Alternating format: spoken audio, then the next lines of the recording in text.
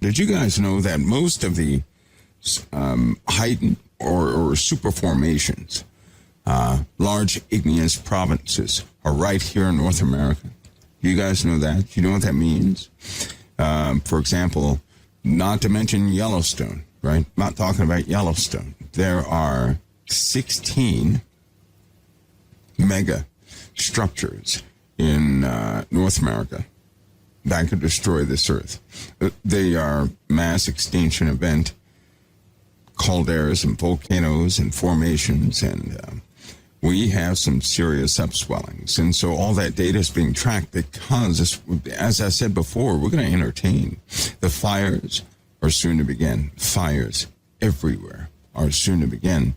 And, this goes all the way up to Canada.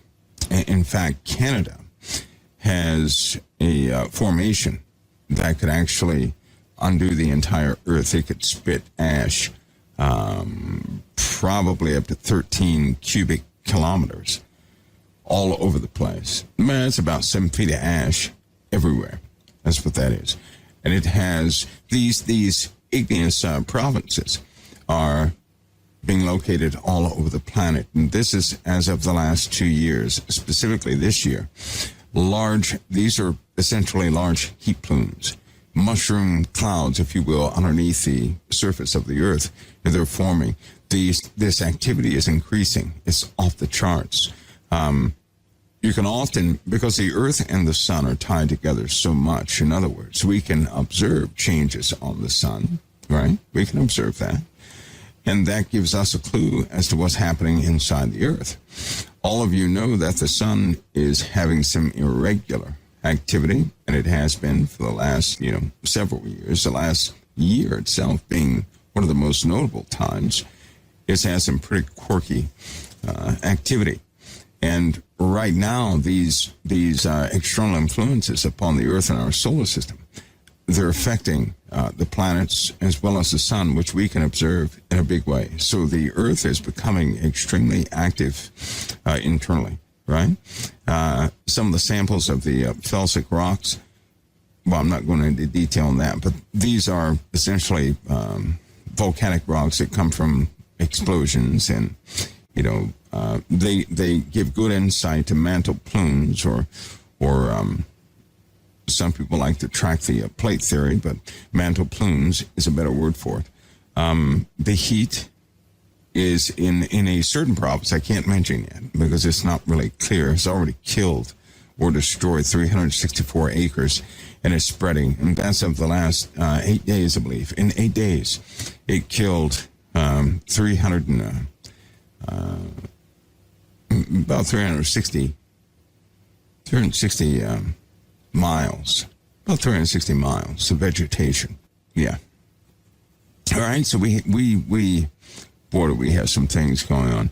It's good that people are educated about Yellowstone, but I don't know if you guys know about the last two issues with Yellowstone, but it gives you insight into some of the scenarios that we're facing now. And actually, La Palma is a baby compared to some of these super formations I'm talking about, because Japan right now is very active. It's waking up. You have some under the sea that are, in fact, these will cover the earth when they're done doing what they have to do. But our earth is changing so fast, right?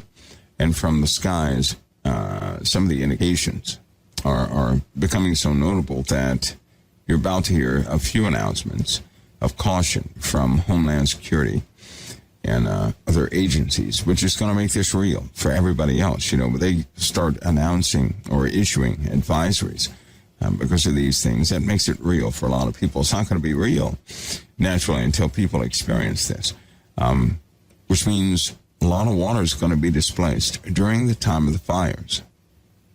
That's going to be during the time of the fires, and that's coming fairly soon. So, and then of course some of the monster volcanoes around the earth. Lots of eyes are watching this. Colorado right now is being watched. What is that one called? La Guarida, that's in Colorado. Wawa Springs is in Utah. It's very close. They're being watched because they're showing signs of swelling. All right. Mount Toba, you guys are familiar with that, and Mount Topa, you guys are familiar with that.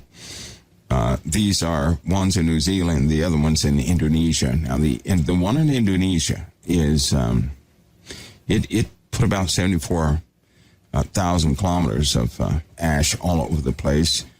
So it is that's a big one, and it still has a lot of built up material inside. We have temperature fluctuations that are enormous in the earth right now, and water is escaping. And this is a trigger for volcanoes, by the way. When you have superheated water, all of a sudden it breaches certain types of rock. You just have lava and superheated water breaking its way to the surface by melting of rock at a very fast pace and under an enormous amount of pressure, and then everything starts going up. So the measurements of some of the swells that are taking place are just close to eruption point. And we're not talking about these last volcanoes. You know, when you're looking at volcanic scale, which, by the way, is logarithmic, so everything is, if you have a, V1, V2, all these things, they are 10 times greater than the one before it. That's saying something. When you have these are VE8 and VE9 capable volcanoes. Okay. Yellowstone would be a VE8, not a VE9. The one in Canada would be a VE9. That's VE9 capable. The Andean Central Volcanic Zone in Chile is a VE9 capable. Okay, that's formation of active spots, right? You're talking about an igneous province that's pretty huge there. That's a VE9 plus capable. That's a global killer, right? These are potentials, not exactly what they'll do. Colorado, Bolivia. Bolivia is a VE9 also. So if it went, it has a potential, right, to do a lot of damage. One in Colorado spans quite a bit of territory. These, by the way, are considered supervolcanoes and above. All of these are right here on Earth. Most of the supervolcanic structures are in North America. You only have the one in Chile, of course, Bolivia. You have one in New Zealand, Indonesia. The rest are in North America. And there are about 55 superstructures in North America alone. One of the ones I have my eye on is in Chile, because they have some issues down there. They're becoming very active. If you were to look at a map and look at all the active volcanoes around the Pacific Rim, the Ring of Fire, you would see the whole place is lit up all the way around. Now, something is influencing the plates so much that the entire ring is now active. Sitting inside that ring, like Yellowstone is not found on a fault line, right? Yellowstone is found on the interior, away from, fault zones. So, but you have some real monsters like Tamamassif, and you have two more overseas. One sitting at the lip of Italy. In fact, that entire seaport is active in the Mediterranean. That also has some very active parts. There's a pretty large volcano in Africa. I'm not really worried about that one because recently it split and it's causing a new ocean to form in the African continent, which will likely split that continent over 10 years or so. So that's splitting up. So we have this hyperactivity going on all over the earth. That's just on the geological side. We have atmospheric issues as well, because the chemistry of the atmosphere is changing incredibly fast due to these volcanoes. Let's face it, they're putting out lots of debris, lots of gases are flowing into the atmosphere, and things are changing quick.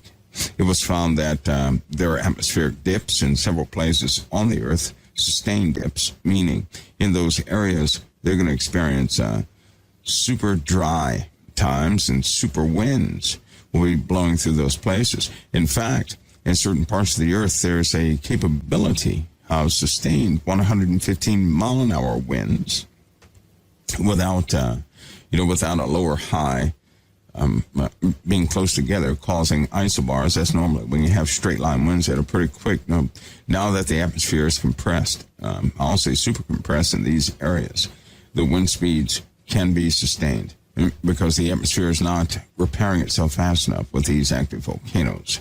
This is an ongoing cycle. And on top of this is down here on Earth with all this management going on around the Earth is just not going so good.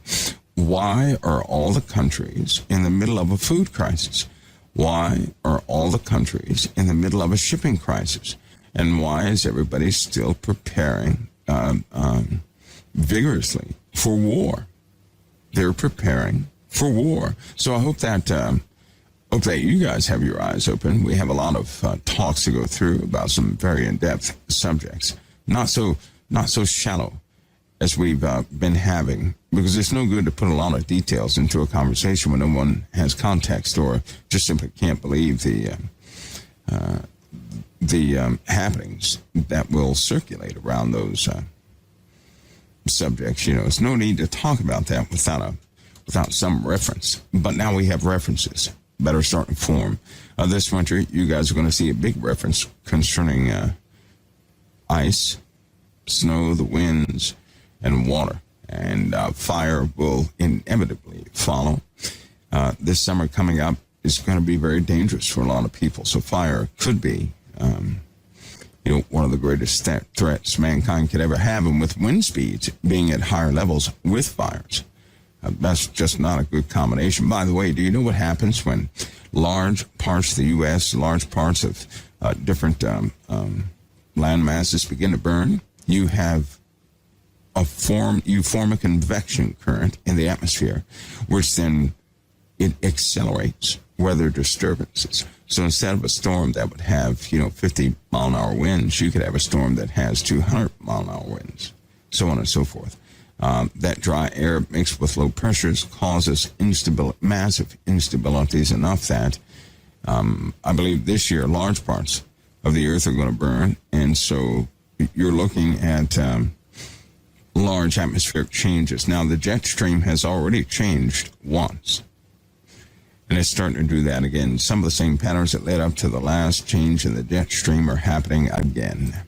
In fact, some of the images, we start looking at the modeled wind data, match what was happening a long time ago. Now it's estimated because they didn't have instruments to actually do that back then. So all of the, some of the patterns are estimated back then, but they match the modeling exactly. So get ready for a severe change in atmospherics. That's going to be a surprise, and it won't be good for crops anywhere in the world because it's going to cause a whole new set of events. For example, bugs, right? Bugs. This year alone, there are, 121 species of spiders that were found in the U.S. that are just simply not supposed to be here. They are bound to our southern hemisphere because of temperatures and environmental conditions, but they're found now as far north as Canada. So Canada is having different species of bugs that show up. And because they have no natural predators, right? You can't, like a bird. Birds will eat spiders, right? Digest them, and that's the end of that. Well, there are certain spiders only certain types of birds can eat. And if they have no natural predators, in far north in America, then they're going to flourish. And in fact, that's what they've been doing. There's a type of... There's one of the spiders in the recluse family has been found in North America, and it's multiplying by leaps and bounds. These things, spiders, in the wintertime, they just simply stop moving. You guys know that, don't you? They just stop moving, and they're very difficult to spot. So, but in the summer when it gets hot, they begin to activate again, and there you have it. We're having issues with those spiders. And keep in mind, in the news, they showed you the spider webs that were covering miles and miles and miles of territory, when the little tiny spiders took flight. So, yeah, we've got some changes to track, and education is going to be very important, so you guys are aware of these things. Now, it also opens up a brand new can of worms, folks, because here's what you're going to face. You're going to have people out there in the internet with so many different theories and opinions that people, their minds are going to be fractured even further. It's going to cause some type of paranoia towards all these subjects, because people actually believe, based upon somebody's speech, based upon how perfect it is, based upon how factual it sounds, they will actually believe the information and start living their lives by that information. The problem is the what's happening in the earth is fluid. It's always changing. It's not constant. And the Bible is a good basis to keep track of things that are really happening, that really matter, so that you don't get caught in one specific conversation or a subject, and then something else happens to you right or to your left. But we're covering that too, so that people are not really thrown off by things, right? Meteor storm. Get ready for those forecasts. Meteor storms coming out big time, because we're just entering into a different phase of life for mankind, and from time to time, life changes for everybody, right? I mean, life changes. The field of AI is ever growing. Certain bills were passed giving technical companies, leeway to go ahead and implement some of the ideas they've had for the last 50 years.